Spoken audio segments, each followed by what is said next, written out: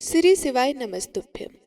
आप सभी पर भोलेनाथ की कृपा सदा बनी रहे। आज कार्तिक मास के शुक्ल पक्ष की त्रयोदशी तिथि है और आज बुध प्रदोष व्रत है। इस शुभ अवसर पर आप सभी लोग सुनेंगे बुध प्रदोष व्रत की संपूर्ण कथा, श्री शिव चालीसा पाठ और भोलेनाथ की आरती। कथा सुनने से पहले जानिए आज के प्रदोष काल के समय के बारे में, क्योंकि प्रदोष काल में ही किसी भी प्रदोष व्रत में भोलेनाथ की पूजा की जाती है और उसके बाद उपवास खोला जाता है। तो पांचांग के अनुसार कार्तिक मास शुक्ल पक्ष की त्रयोदशी तिथि का आरंभ 13 नवंबर को दोपहर 1:01 पर शुरू होगा और अगले दिन 14 नवंबर 2024 को सुबह 9:43 पर समाप्त होगा। इसलिए त्रयोदशी तिथि में प्रदोष काल पूजा मुहूर्त को ध्यान रखते हुए 13 नवंबर को प्रदोष व्रत रखा जाएगा और प्रदोष काल की पूजा का शुभ मुहूर्त इस दिन 5:17 से लेकर और रात को 7:56 तक प्रदोष काल की पूजा का शुभ मुहूर्त बन रहा है। इस शुभ मुहूर्त में आप भगवान शिव की या शिवलिंग की पूजा करके व्रत की कथा अवश्य ही पढ़े या सुने। प्रदोष काल का समय सबसे शुभ मुहूर्त माना जाता है। मान्यता है कि प्रदोष काल में भगवान शिव बहुत ही प्रसन्न मुद्रा में होते हैं और अपने भक्तों की हर मनोकामनाओं को पूर्ण करते हैं। कथा सुनने से पहले आप सभी कमेंट बॉक्स में भोलेनाथ की जय जरूर लिखिए। तो अब सबसे पहले हम सब मिलकर भगवान शिव की स्तुति करते हैं। स्कंद पुराण में वर्णित भगवान शिव की स्तुति के अनुसार स्कंद भगवान कहते हैं, जो सब प्रकार के रोग शोक से रहित है, उन कल्याण स्वरूप भगवान शिव को नमस्कार है। जो सबके भीतर मन रूप से निवास करते हैं, उन भगवान शिव को नमस्कार है। संपूर्ण देवताओं से पूजित भगवान शंकर को नमस्कार है। भक्त जनों पर निरंतर कृपा करने वाले आप भगवान महेश्वर को नमस्कार है। सबकी उत्पत्ति के कारण भगवान भव को नमस्कार है। भगवान आप भव के उद्भव अर्थात संसार के अष्टा हैं, आपको नमस्कार है। कामदेव का विध्वंस करने वाले आपको नमस्कार है। आप गढ़ भाव से महान व्रत का पालन करने वाले हैं, आपको नमस्कार है। आप माया रूपी गहन वन के आश्रय हैं अथवा सबको आश्रय देने वाला आपका स्वरूप योग्य माया समावर्तन है, आपको नमस्कार है। परले काल में जगत का संहार करने वाले सर्वनामधारी आपको नमस्कार है। शिव रूप आपको नमस्कार है। आप पुरातन सिद्ध रूप हैं, आपको नमस्कार है। काल रूप आपको नमस्कार है। आप सबकी गणना करने वाले होने के कारण काल नाम से प्रसिद्ध हैं, आपको नमस्कार है। आप काल की कला का अतिक्रमण करके उससे बहुत दूर रहते हैं, आपको नमस्कार है। आप स्वाभाविक ऐश्वर्य से संपन्न हैं, आपको नमस्कार है। आप अपर में महिमा वाले वृषभ तथा महासमृद्धि से संपन्न हैं, आपको नमस्कार है। आप सबको शरण देने वाले हैं, आपको नमस्कार है। आप ही निर्गुण ब्रह्म हैं, आपको नमस्कार है। आपके अनुगामी सेवक भयानक गुण संपन्न हैं, आपको नमस्कार है। नाना भवनों पर अधिकार रखने वाले आपको नमस्कार है। भक्तों को मनवांछित फल प्रदान करने वाले आपको नमस्कार है। भगवान आप ही कर्मों का फल देने वाले हैं, आपको नमस्कार है। आप ही सबका धारण पोषण करने वाले दाता तथा उत्तम कर्ता हैं, आपको सर्वदा नमस्कार है। आपके अनंत रूप हैं, आपका कोप सबके लिए असह्य है, आपको सदैव नमस्कार है। आपके स्वरूप का कोई माप नहीं हो सकता, आपको नमस्कार है। वृषभेंद्र को अपना वाहन बनाने वाले आप भगवान महेश्वर को नमस्कार है। आप सुप्रसिद्ध महाऔषध रूप हैं, आपको नमस्कार है। समस्त व्याधियों का विनाश करने वाले आपको नमस्कार है। आप चराचर स्वरूप सबको विचार तत्व निर्णयाम शक्ति देने वाले कुमारनाथ के नाम से प्रसिद्ध तथा परम कल्याण स्वरूप हैं, आपको नमस्कार है।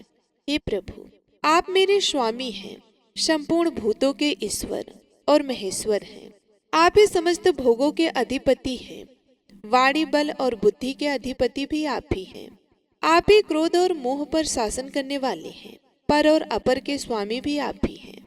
सबके हृदय गुहा में निवास करने वाले परमेश्वर तथा मुक्ति के अधीश्वर भी आप ही हैं, आपको नमस्कार है।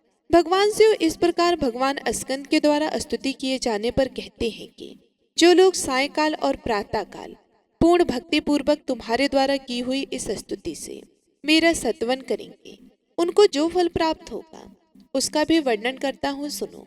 उन्हें कोई रोग नहीं होगा, दरिद्रता भी नहीं होगी, तथा प्रियजनों से कभी वियोग भी नहीं होगा।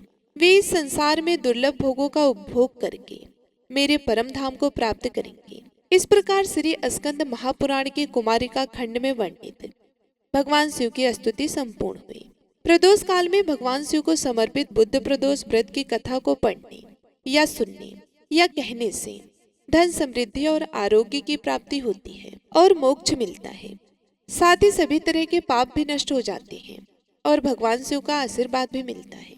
तो आप सभी श्रद्धा पूर्वक सुनिए बुद्ध प्रदोष व्रत की पौराणिक कथा। बुद्ध प्रदोष की कथा के अनुसार एक बार एक पुरुष का नया नया विवाह हुआ था। गौने के बाद दूसरी बार वह अपनी पत्नी को लाने के लिए अपने ससुराल पहुंचा और अपनी सास से कहने लगा कि वे बुधवार के दिन अपनी पत्नी को वापस लेकर जाएगा। ससुराल के सभी लोगों ने उसे समझाया कि बुधवार के दिन मायके से ससुराल लेकर जाना सही नहीं है, लेकिन वह नहीं माना। विवश होकर लड़की को भारी मन से विदा कर दिया गया। अब पति पत्नी दोनों गाड़ी में बैठकर चल दिए। नगर से बाहर निकलते ही पत्नी को जोर से प्यास लगी। तब उसने अपने पति से पानी लाने के लिए कहा। जब पति पानी लेकर वापस आया तो उसने देखा कि किसी पराये पुरुष के लोटे से उसकी पत्नी पानी पी रही है और खूब हंस हंस कर उससे बातें भी कर रही है, और वे पराया पुरुष बिल्कुल उसी की तरह सकल सूरत वाला था। यह देखकर पति को गुस्सा आया और वे बहुत गुस्से में अपनी पत्नी के पास पहुंचा और उस पराये पुरुष के साथ लड़ाई करना शुरू कर दिया। लड़ाई झगड़ा होते देख वहां पर भीड़ इकट्ठी हो गई। इतने में एक सिपाही आया और उस महिला से पूछा कि सच सच बताओ, इनमें से तुम्हारा पति कौन सा है।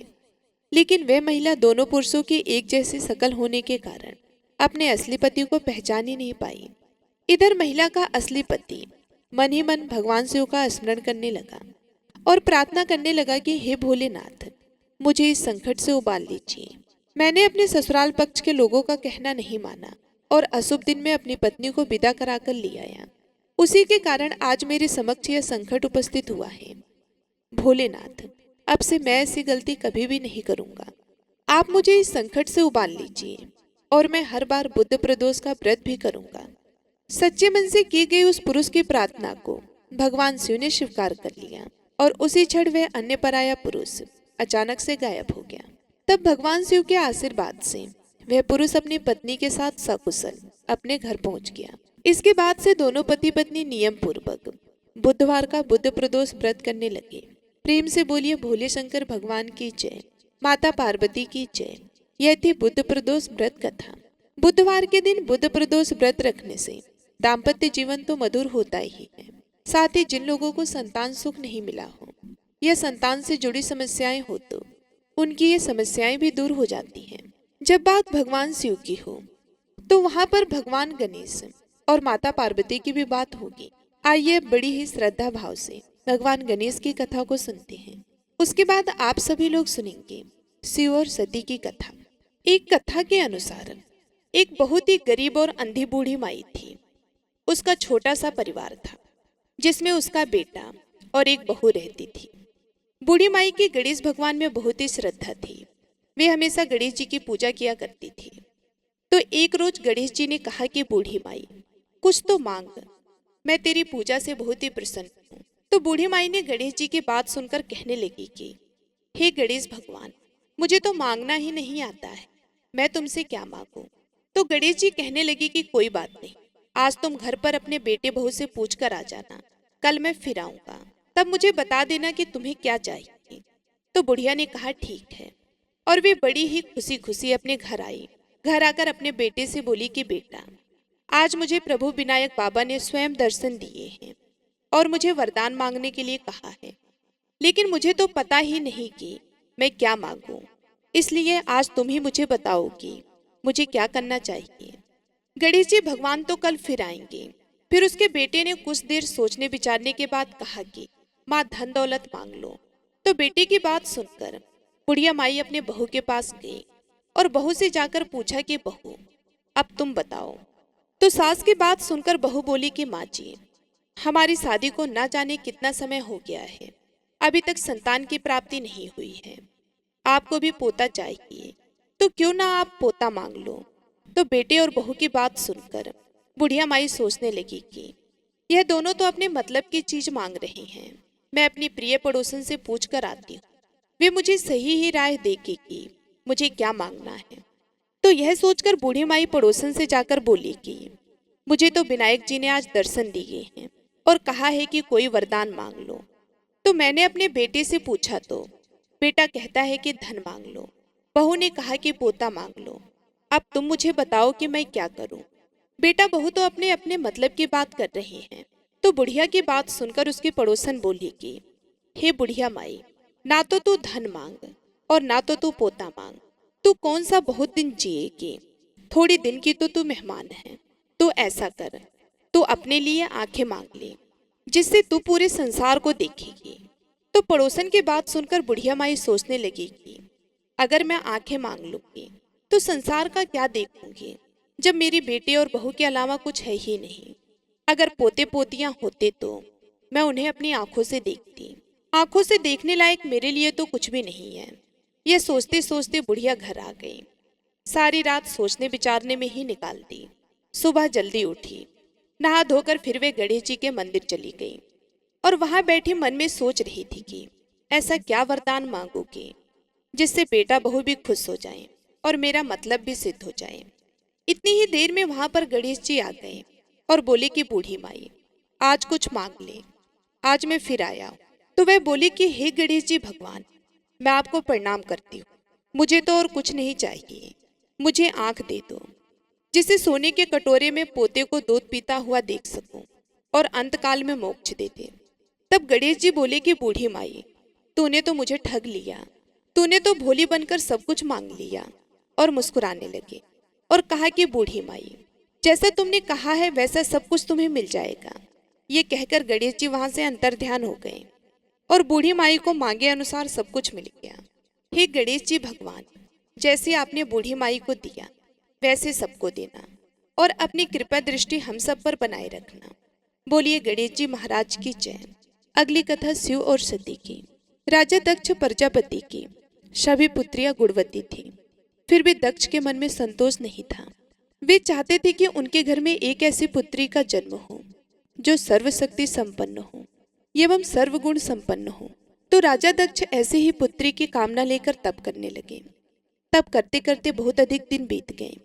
तो भगवती देवी ने प्रकट होकर कहा कि मैं तुम्हारे तप से बहुत ही प्रसन्न हूँ। तुम किस प्रकार से तप कर रहे हो? तो दक्ष ने तप करने का कारण बताया। तो माँ बोली कि मैं स्वयं तुम्हारे यहाँ पुत्री के रूप में जन्म लूंगी। मेरा नाम सती होगा। मैं सती के रूप में जन्म लेकर अपनी लीलाओं का विस्तार करूंगी। लेकिन तुम्हारी वजह से अगर मुझे जरा सा भी दुख हुआ तो मैं अपनी जान दे दूंगी। तो इस तरह का वरदान पाकर राजा दक्ष बहुत ही खुश हुए। भगवती देवी ने राजा दक्ष के यहाँ सती के रूप में जन्म लिया। सती राजा दक्ष की सभी पुत्रियों में से सबसे अलौकिक थी। सती ने बाल्य अवस्था में ही कई ऐसे अलौकिक आश्चर्यचकित करने वाले कार्य करके दिखाए थे जिन्हें देखकर स्वयं दक्ष भी आश्चर्यचकित हो जाते थे। ऐसा करते करते समय के साथ साथ सती बड़ी होती गई। जब सती विवाह योग्य हुई तो राजा दक्ष को उनके लिए वर की चिंता होने लगी। तो उन्होंने एक दिन ब्रह्मा जी से इस विषय में विचार विमर्श किया। तो ब्रह्मा जी ने कहा कि सती भगवती का अवतार है। भगवती आदि शक्ति, शिव आदि पुरुष है। अतः सती के विवाह के लिए शिव ही योग्य है और उचित वर है। तो दक्ष ने ब्रह्मा जी की बात मानकर सती का विवाह भगवान शिव के साथ कर दिया। सती कैलाश में जाकर भगवान शिव के साथ रहने लगी। भगवान शिव दक्ष के दामाद थे, किंतु किसी वजह से दक्ष के हृदय में भगवान शिव के प्रति बैर और विरोध भाव पैदा हो गया। एक बार देवलोक में ब्रह्मा जी ने धर्म के निरूपण के लिए एक बड़ी सभा का आयोजन किया था। सभी बड़े बड़े देवता इस सभा में एकत्रित हुए थे। भगवान शिव भी इसी सभा में बैठे थे। सभा मंडल में राजा दक्ष का जैसे ही आगमन हुआ तो दक्ष के आने पर सारे देवतागण वहां से उठ खड़े हुए और भगवान को प्रणाम किया।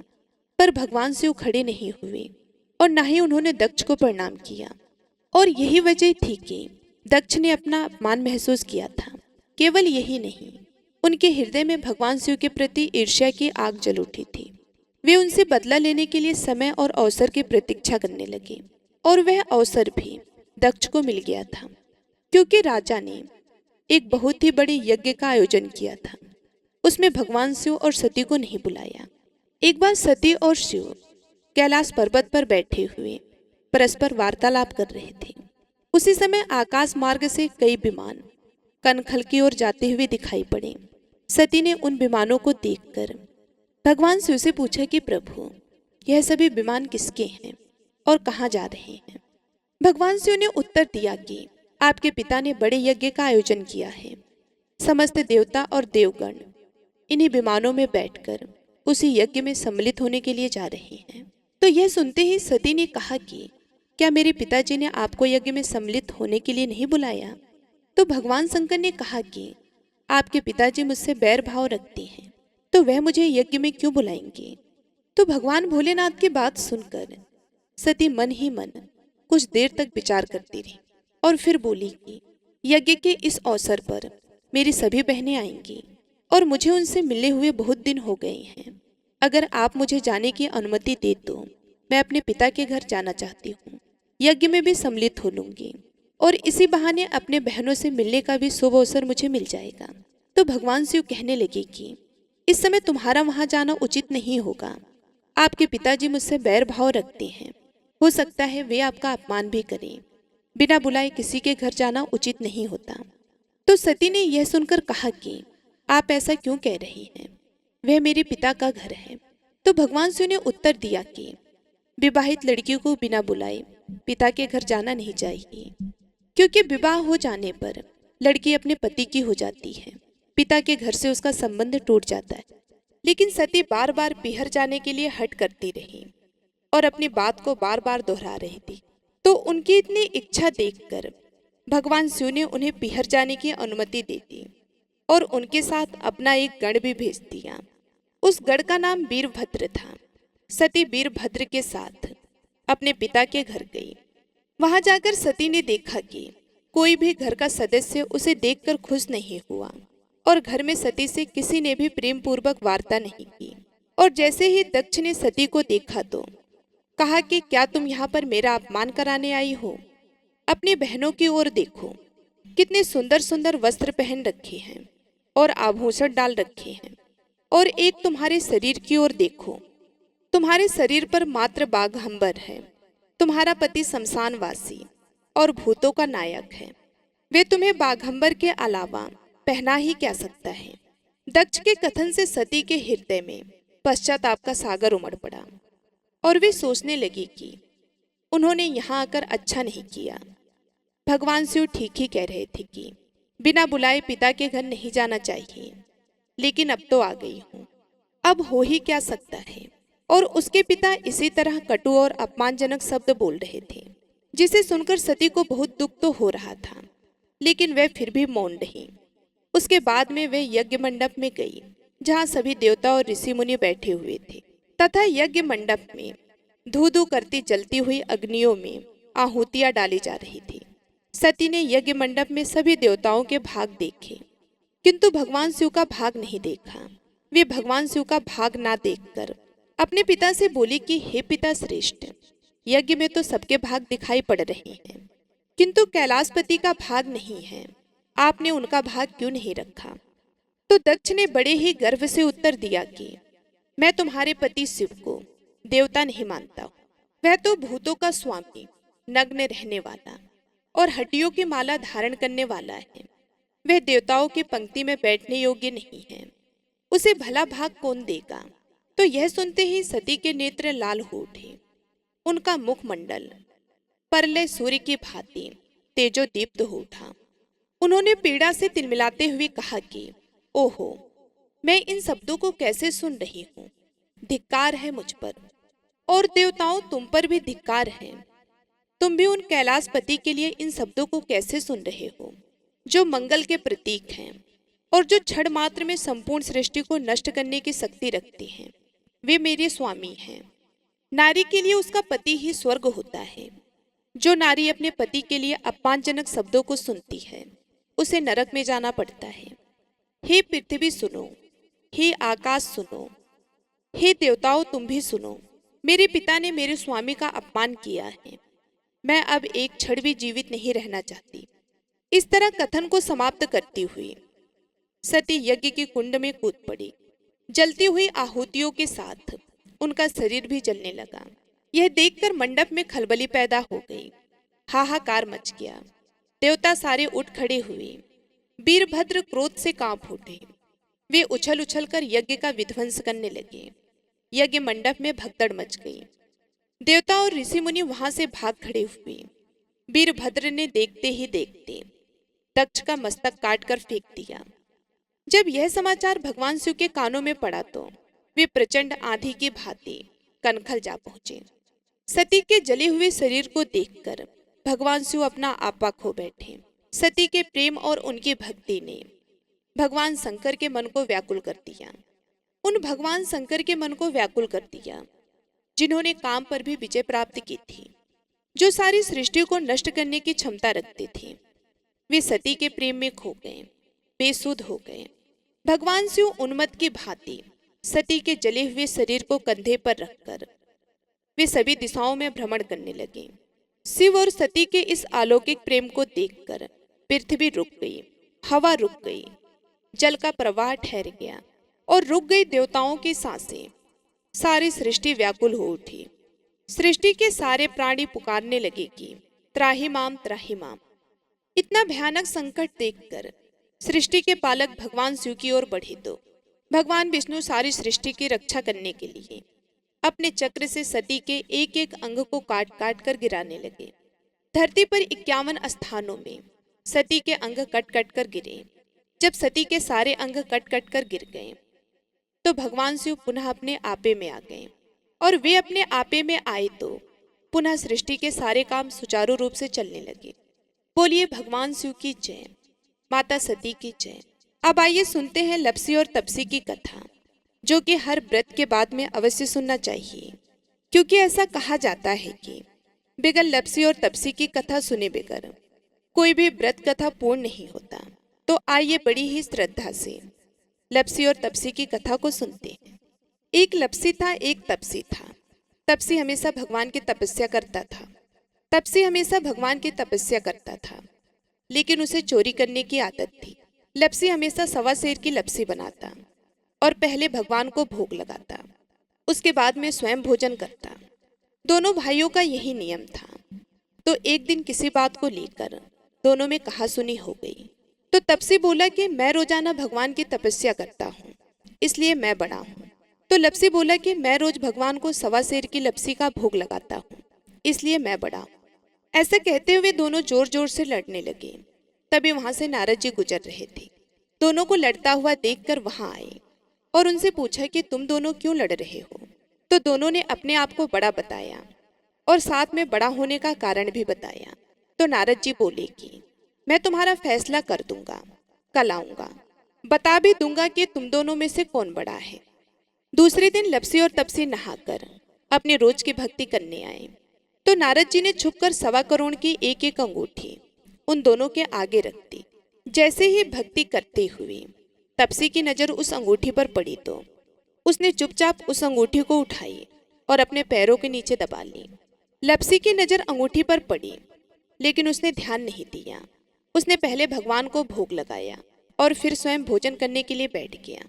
थोड़ी देर बाद नारद जी सामने आए तो दोनों ने पूछा कि अब बताओ, हम में से कौन बड़ा है। तो नारद जी ने तपसी से खड़ा होने के लिए कहा तो वे खड़ा हुआ तो उसके पैर के नीचे दबी हुई अंगूठी दिखाई दी। तो नारद जी ने तपसी से कहा कि तपस्या तो तुम रोज करते हो, लेकिन इतनी तपस्या करने के बाद भी तुम्हारी चोरी करने की आदत नहीं गई। ये अंगूठी मैंने ही तुम दोनों के आगे रखी थी। मैं ये देखना चाहता था कि तुम दोनों में से किसके मन में लालच है। तो तुझे तो अंगूठी दिखाई पड़ते ही झट से अपने पैरों के नीचे दबा ली। लेकिन लप्सी का ध्यान अंगूठी पर जाने के बाद भी लप्सी ने अंगूठी को नहीं उठाया और ना ही ध्यान दिया। उसने सिर्फ अपने भगवान जी में ध्यान रखा, उन्हें भोग लगाया और बाद में स्वयं भोजन करने लगा। इसलिए लप्सी बड़ा है और तुम्हें तुम्हारी तपस्या का कोई भी फल मिलने वाला नहीं है। जितनी चाहे मर्जी तुम तपस्या कर लो, तुम्हें इसका कोई भी फल नहीं मिलेगा।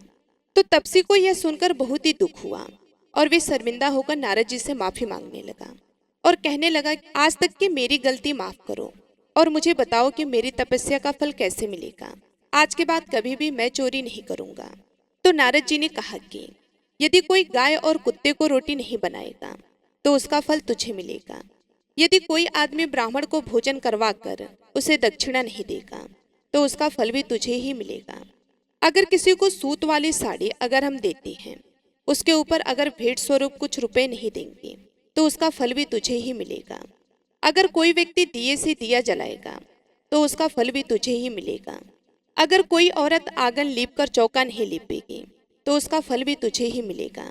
यदि कोई व्रत कथा में सारी कहानी सुन ले लेकिन तुम्हारी कहानी ना सुने तो उसका फल भी तुझे ही मिलेगा। उस दिन से हर व्रत कथा और कहानी के साथ लपसी और तपसी की कहानी कही और सुनी जाती है।